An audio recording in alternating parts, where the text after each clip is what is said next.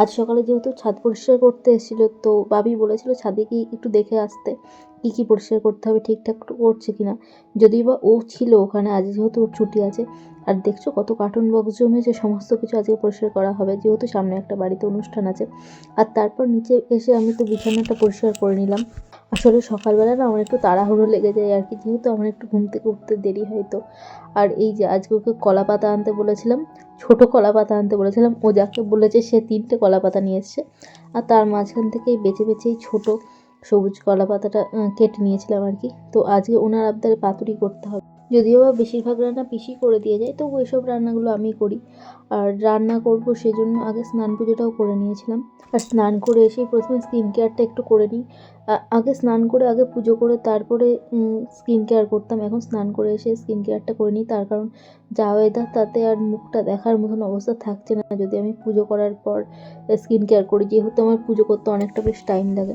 আর তার সাথে হেয়ার কেয়ারটাও করে নিই। হেয়ার কেয়ার বলতে শুধুমাত্র সিরামই লাগাই স্নান করে উঠে, যেহেতু অনেকটা বেশ বেলা হয়ে গেছিলো, প্রায় 1-1:30 বেজে গেছিলো স্নান করতে। সেজন্য আমি একটু ড্রায়ার দিয়ে চুলটা শুকিয়েও নিয়েছিলাম অল্প, যদিও বা আমি ড্রায়ার ইউজ করি না খুব একটা। আর তার মধ্যে সবেমাত্র আমি ঠান্ডা থেকে উঠলাম। আমি এইবার ঠান্ডায় যা ভুগেছি সে শুধুমাত্র আমি জানি, এরকম কষ্ট তো আমি কখনো পাইনি। তো যাই হোক, তারপরে তো শুধু লিপ বাম আর সিঁদুরটা পরে দিয়ে ছুট ঠাকুর ঘরে, কারণ আমার বেশ পুজো করতেও অনেকটা টাইম লাগে। আর যদিও বা বাপি আরও একটু দেরি করেই খাই, সেজন্য আমার একটু বাঁচন আর কি, না হলে রান্নাটা করতেও তো অনেকটা টাইম লাগে। তো যাই হোক, পুজোটাও করে নিলাম আমি, একটু তাড়াতাড়ি করেই করে নিয়েছিলাম কারণ অনেকটা বেলা হয়ে গেছিলো সেদিনকে। যদিও বা আমি রান্নার অর্ধেক প্রিপারেশান আগে থেকেই করে রেখে এসেছিলাম, কারণ আমি জানতাম যে স্নান করে পুজো করতে আমার বেশ অনেকটা টাইম লাগবে। তো বাকি জাস্ট ছিল সুতো দিয়ে বেঁধে ওগুলোকে বসিয়ে দেওয়া। তো সুতো দিয়ে বাঁধতেই তো আমার বেশ অনেকটা টাইম লাগছিল। আর তারপর ভাপে সম্পূর্ণটা বসিয়ে দিয়েছিলাম। প্রথমে ভেবেছিলাম ভাজবো, কিন্তু মা বলেছিল ভাজলে খুব একটা ভালো লাগবে না। আর এসব করতে করতে তো আমার প্রচুর খিদে পেয়ে গেছিলো, সেজন্য আমি সকালে রুটি আর আলু ভাজা খেয়ে নিয়েছিলাম। আর জানো তো, আজ যেহেতু ওর ফ্যাক্টরিটা বন্ধ থাকে, তো সেই জন্য ও দেখো সমস্ত ওর বুট, আমার বুট সমস্ত কিছু কেচে দিয়েছে। আর এই যে তারপর রেডিও হয়ে গেছিলো আর আমি খেতেও বসেও পড়েছিলাম। যদিও বা পাতুরি জিনিসটা আমার খুব একটা ভালো লাগে না, সে বিয়েবাড়িতে খাই আর নিজে করে খাই। ওর খুব ভালো লেগেছিলো, ও যেহেতু ভালোবাসে জিনিসটা। আর বাপিরও ভালো লেগেছিলো। যাই হোক, যার জন্য করা তার ভালো লাগলেই হবে। আমি যেহেতু পাতুরিটা নিজের হাতে প্রথমবার করছিলাম, তো আমি একটু টেনশনে ছিলাম যে মাছের ভেতরটা সেদ্ধ হবে কিনা।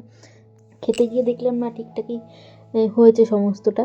আর এখন যা শীত পড়েছে, আমার ক্লাস ছিল বিকালবেলা, বিকালবেলা বলতে 5:45-এর দিকে। আমি যাব কি যাব না করে 5:20-তে বেরোলাম। তারপর কিছুটা যাওয়ার পর আমার এত মাথা যন্ত্রণা শুরু হলো এই ঠান্ডা নিঃশ্বাসটা নেওয়ার পর, যে আমি আবার ব্যাক করে বাড়ি চলে এসেছি। আর বাড়ি আসার সময় আমার কমলালেবু, ডালিম আর স্ট্রবেরি এই 3টে ফল নিয়ে এসেছিলাম, যেহেতু শেষ হয়ে গেছিলো। আর তারপরে একদিন আগে আনা একটা রেড ভেলভেট কেক রাখা ছিল ফ্রিজে, যেটা বললো ও খাবে, তো সেটা আবার কেটে দিলাম। আর এভাবেই আজকের দিনটা গেছিলো। তো তোমাদের যদি কিছু ভালো লেগে থাকে তাহলে অবশ্যই লাইক, শেয়ার, সাবস্ক্রাইব করে দিও। আর ফলো করতে ভুলো না ফেসবুক থেকে দেখলে। তো চলো, টাটা।